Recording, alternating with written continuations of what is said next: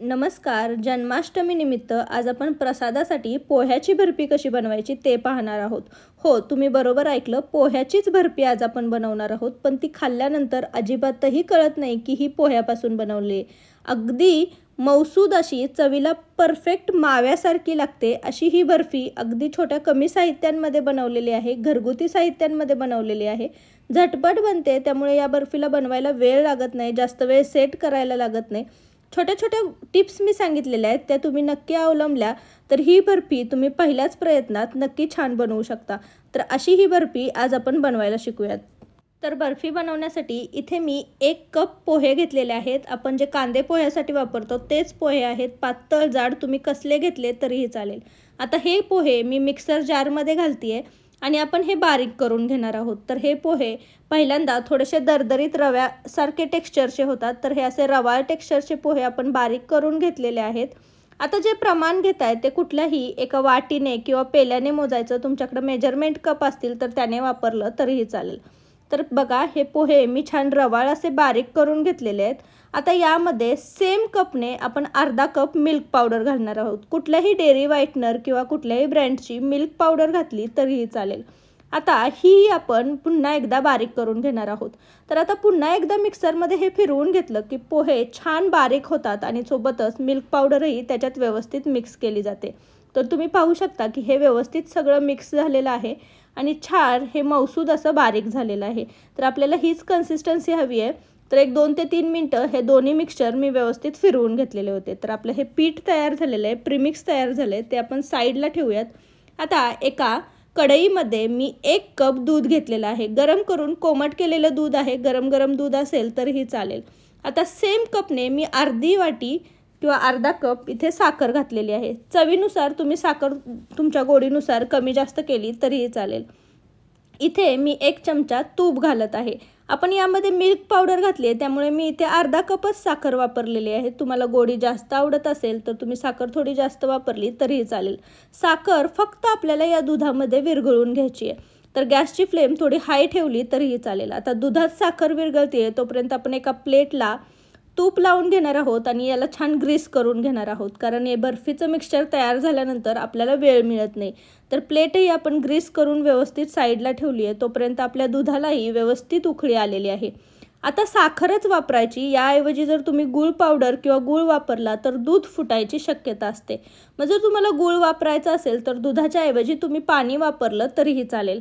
तर साखर व्यवस्थित विरघळली गेली की आपण हे तयार केलेलं प्रीमिक्स यामध्ये घालणार आहोत.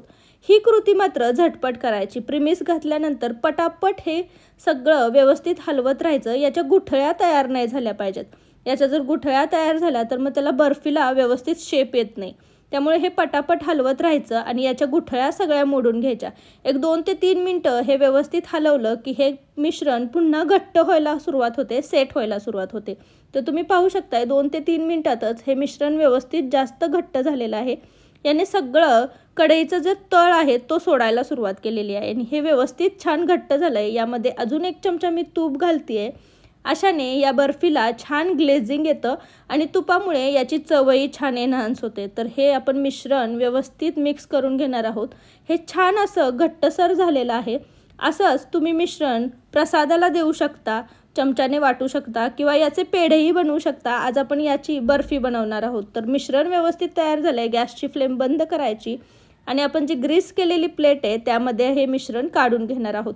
मिश्रण थंड व्हायच्या आधी आपल्याला हे थापून घ्यायचं आहे, त्यामुळे ही प्रोसेस मात्र पटपट करायची.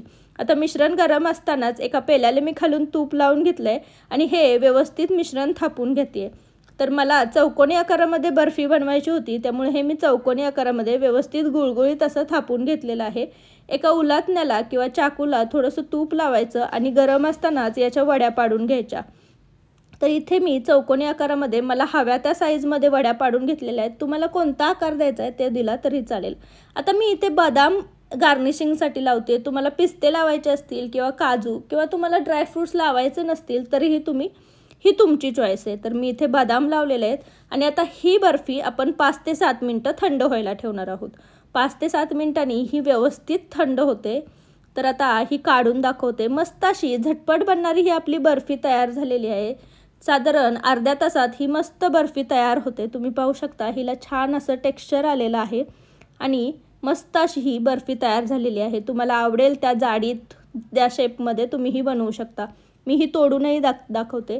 अगदी माव्यासारखी मऊ अशी ही बर्फी तयार झालेली आहे। तर अशी ही झटपट बर्फी तुम्ही कुणाला खायला दिली तर कुणीही ओळखू शकणार नाही की ही पोह्यापासून बनवलेली आहे। तर अशी ही बर्फी तुम्ही या जन्माष्टमीला प्रसादाला नक्की बनवून पहा। कशी झालेली मला कमेंटमध्ये सांगायला विसरू नका। रेसिपी जर आवडली असेल तर रेसिपीला एक लाईक नक्की करा आणि तुमच्या फ्रेंड्स आणि फॅमिलीसोबत याची लिंक जास्तीत जास्त शेअर करा। तुम्ही जर माझ्या चॅनलवर नवीन असाल तर चॅनलला नक्की सबस्क्राईब करा आणि जवळचे बेल आयकॉनही दाबा। त्याने माझ्या चॅनलवरच्या नवीन रेसिपींचे नोटिफिकेशन तुम्हाला मिळत राहतील। पुन्हा भेटू अशीच एक झटपट रेसिपी घेऊन। तोपर्यंत थँक्यू।